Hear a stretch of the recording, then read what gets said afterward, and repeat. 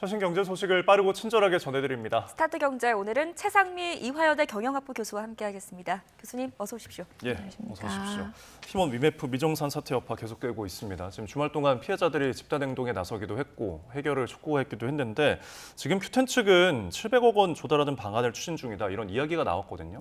그런데 유동성 위기를 겪고 있다는 것 때문에 좀 신뢰가 가지 않는 것 같아요. 네, 그 28일 금융당국에 따르면 예. 미정산 문제 해결을 위해서 5천만 달러 정도 사입을 한다고 이제 의학은 밝히긴 했는데요. 예.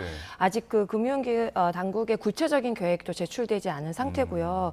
그 다음에 이제 한 700억 원을 들여온다 하더라도 실제 피해 규모 보면은 사태 해결에 아주 턱없이 부족한 예. 상황이거든요. 그래서 이제 자료를 통해서 1차적으로 파악하면은 미정산 금액만 1,700억 원 규모에 다다르고 있고요. 예. 그다음에 여기에 그 5월에 판매한 물품, 그다음에 규모, 그래서 6월 이후 미정산분하고 소비자 환불액까지 고려하면은 차입에 성공한다 하더라도 사태 해결에는 어렵기 때문에 이게 실효성에는 아직 의문이 간다 이렇게 볼 수 있겠습니다. 네, 이번 사태를 계기로 이커머스 플랫폼의 불합리한 판매 대금 정산 구조가 드러나고 있습니다. 그동안 어떤 관행이 좀 이루어지고 있었나요? 이제 이커머스 업체가 지금까지 이제 대금 정산할 때 주기가 제멋대로라는 이런 이제 지적이 있었거든요. 그래서 이게 업체에 대한 판매 대금 정산 주기나 여기에 대한 관리에 있어서 이제 규제가 약간 미비하다 이런 지적도 있습니다. 그래서 지금 규제가 아예 없는 건 아니고요. 유통업계에 따르면은 대규모 유통업자가 대규모 유통업에서의 거래 공정화에 관한 법률이 있거든요. 네. 여기에 따르면 월 판매 마감일로부터 직매 60일, 위수탁에는 한 40일 정도의 대금을 지급하게 돼 있습니다. 근데 이제 팀원과 위메프 같은 경우는 중소 업체에 해당하기 때문에 이러한 규제에 해당이 되지 않습니다. 그래서 따라서 길게는 한 70일까지 대금 정산을 미루는 관행이 있었는데 이러한 경우에는 이제 대금을 가지고 다양한 데 수익을 올리거나 이제 수익을 또 얻는 반면에 이 중소업자 같은 경우에는 실제로 대금을 받지 못해가지고 또 은행권의 금융권의 그 차입을 얻는 이러한 이제 문제가 발생하기도 해서 결과적으로 이러한 온라인 업체들하고 중소 이 납품업체들 간의 신뢰에 여러 가지 부정적인 영향을 미쳤다라는 지적을 받고 있습니다. 네. 그리고 어제 한때쯤 팀원 홈페이지 접속이 좀 중단되기도 했었고 SNS 계정도 지금 닫힌 상태라고 하더라고요. 굉장히 소통이 안 되고 있는데 지금 이런 상황에서 결제사들이 먼저 좀 자신을 통해서 결제한 소비자들한테 환불을 해주겠다 하고 나서고 있다고요? 네, 피지사들도 지금 결제 취소를 하고 있고, 그다음에 그 간편 결제 업체들도 같이 이제 협력해가지고 그동안의 주문을 취소하는데 적극 협력을 하고 있습니다. 그래서 보니까 그 약 600건의 주문 취소 환불이 이루어지고 있고요. 그다음에 선주물건 한에서도 약간 25,000건에 대해서 주문 취소를 협력해서 하려고 시도하고 있는 것으로 보여집니다. 네, 환불을 받으신 분들은 그나마 다행인데 아직까지 환불 받지 못하신 분들도 계시잖아요. 많으시잖아요. 그래서 그분들은 지금 소송까지도 생각을 하고 계시더라고요. 오늘 2차 관계부처 TF 회의도 열릴 예정인데 여기서 어떤 이야기들이 좀 오갈 거라고 예상을 하세요? 우선은 현장 점검을 통해 가지고 사실관계를 파악을 하는 거가 논의가 될 것 같고요. 금감원하고 공정위 같은 경우에 이제 현장 점검을 통해서 팀원하고 위메프가 어떤 법 위반 사항이 있는지를 면밀히 점검할 것 같고요. 그다음에 집단 분쟁 참가 신청도 받을 거라고 예상됩니다. 예, 알겠습니다. 조속히 좀 빨리 해결됐으면 좋겠다는 생각이 드네요. 자, 다음 주제 넘어가 보겠습니다. 정부가 지금 25년 만에 상속세 개편안을 확정을 한 상태거든요. 근데 이걸 두고서 뭐 중산층 세금이다, 뭐 초부자 세금이다 의견이 분분한데 결국에는 불평등 문제가 관건인 것 같아요. 어떻게 보시나요? 이게 이제 불평등이라고 보여지면 그렇게 볼 수도 있는데, 이게 저 조정안을 자세히 보시면은 30억 원 이상 이제 그 초과하는 상속세에 대해서 기존의 50%에서 10% 인하했고요. 그 다음에 기존의 그 최저, 그러니까 1억 원 이하 가세표준 10%였던 거를 2억 원 이하로 이제 상향한 점이 있습니다. 근데 이번을 잘 보면은 이제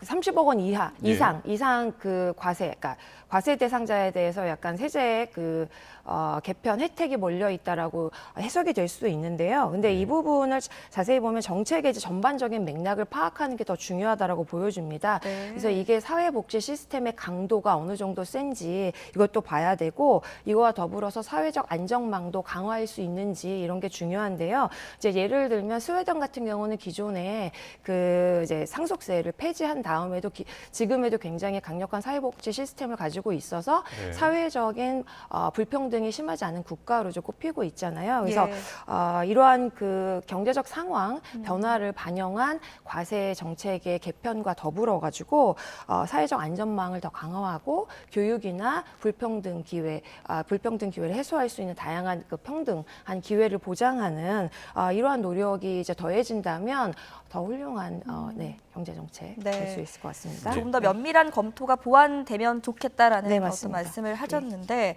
어찌됐건 결론적으로 이번 기회에 이렇게 상속세를 손보면서 약 8만 5천 명이 감세 혜택을 받게 됩니다. 이에 따라서 세수 감소가 발생할 텐데 이걸 또 어떻게 메꾸느냐가 문제거든요. 어떤 의견이세요? 이제 이게 세수에서 가장 중요한 게 산업이 얼마만큼 활발하냐, 일자리가 창출되냐, 굉장히 중요한 거거든요. 그래서 과중한 세율 때문에 기업이 굉장히 힘들고, 그다음에 과업 승계가 어렵기 때문에 기업의 가치가 낮아지고, 이의 결과로 이제 투자 매력도가 떨어지는 이런 악순환을 탈피해가지고 결과적으로 일자리 창출하고 투자 동력을 제공하고, 그다음에 또 주식시장의 밸류업을 통해 가지고 다양한 이제 세수를 확보하는 게 중요하고요. 또 선진국 같은 경우에는 새로운 이제 경제 성장 동력, 예를 들면 최근에 디지털 경제가 굉장히 확산되고 있습니다. 그래서 여기에 따라서 신산업이 창출되고 여기에 대한 또 세수를 또 확보함으로써 부족한 세수를 메우는 전략도 하고 있거든요. 그래서 프랑스나 영국 같은 경우에는 한 일정 기준에 초과하는 디지털 플랫폼이나 디지털 업체에 대해서 한 2%에서 3%의 서비스세를 또 이제 부과하는 이러한 전략을 통해 가지고 부족한 세수를 또 확보하는 이런 방안도 생각해 볼 수 있을 것 같습니다. 그런데 한편에서 민주당은 일괄공제 확대 필요성을 주장하고 있는데 이게 정부의 개편안과는 어떤 점이 다른 건가요?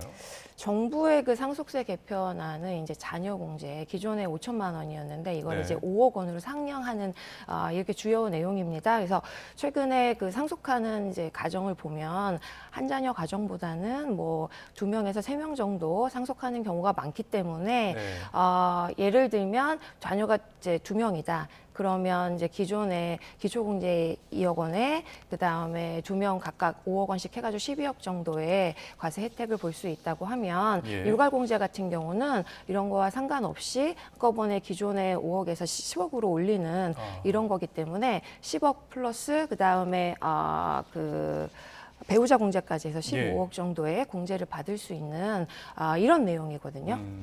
알겠습니다. 지금 또 파리올림픽이 한창입니다. 우리 선수들의 반가운 승전보 소식도 들려오고 있는데 이 자리에서 지금 이재용 삼성전자 회장이 민간 외교관 역할을 하고 있다 이런 소식도 함께 들려오고 있습니다. 이런 글로벌적인 어떤 행보가 삼성에 어떤 영향을 미치게 될지도 함께 좀 짚어주시죠. 삼성 같은 경우는 지금 이제 기존에 이제 지금 올림픽을 보시면 올림픽에 글로벌 기업들이 그러니까 글로벌 기업의 총수들이 이제 모임을 했다고 합니다. 그렇습니다. 그래서 프랑스 대통령 마크롱 프랑스 대통령이 주최한 이제 오찬에 일론 머스크, 그다음에 제임스 컨시, 닐 모한 이렇게 그 글로벌 기업의 최고 경영자들이 참석했고 여기에 또 이재용 회장도 이제 참석을 해가지고 네트워크 강화하고 그다음에 협력의 기회를 모색을 했다고 하고요. 그다음에 올림픽은 이제 삼성전자에 있어서 전통적으로 굉장히 새로운 기술력을 선보이고 브랜드 인지도를 높이는 이러한 중요한 채널로 이제 활용이 됐거든요. 그래서 지금 이번에도 그 새로운 이제 갤럭시 G 플립 6를 1만 7천 대를 참가 선수들에게 제공을 함으로써 새로운 제품을 이제 홍보할 수 있는 기회를 확보했고요. 더 주목할 만한 거는 지금 AI가 굉장히 글로벌하게 중요한 이제 화두인데 기술 혁신을 통해 가지고 AI를 적용한 제품을 이제 활용해서 네. 개막식 하이라이트에 이 제품을 활용해서 그 선수단 입장 순간하고 이런 것들 실시간으로 제공을 했거든요. 예. 그래서 뭐 그 입장할 때 생강에 보트에 200대 이상의 갤럭시 S24 울트라를 장착을 해서 네네. 실시간으로 영상 중계를 가능하게 함으로써 기술의 우수성을 전 세계적으로 알릴 수 있는 이런 이제 서비스를 제공할 수 있음을 보여줬다는 점에서 굉장히 많은 주목을 받을 수 있는 기회였다 생각합니다. 우리 기업의 글로벌 파워가 굉장히 이제 증명이 됐다라는 것으로 볼 수 있을 것 같은데, 자 끝으로 뉴욕 증시 전망해 보겠습니다. 이번 주에 FOMC가 예정되어 있죠? 네, 맞습니다. FOMC 회의가 이제 그 7월 회의가 예정되어 있는데요. 예. 이게 굉장히 이제 중요한 건데 이제 연방공개시장위원회라고 미국 통화 정책을 결정하는 이제 핵심 기구입니다. 네. 그래서 이번에 그 이제 금리 조정에 대해서 얘기를 할 건데 매년 이제 8번의 정기 회의를 열어서 경제 상황을 평가하고 그다음에 금리 정책 등을 결정을 하거든요.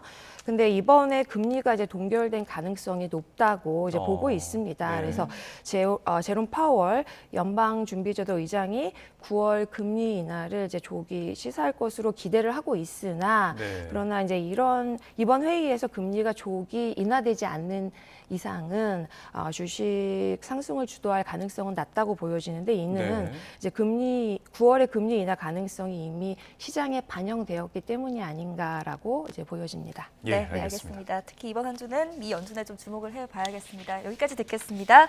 오늘은 최상미 이화여대 경영학부 교수와 함께했습니다. 잘 들었습니다. 고맙습니다. 감사합니다.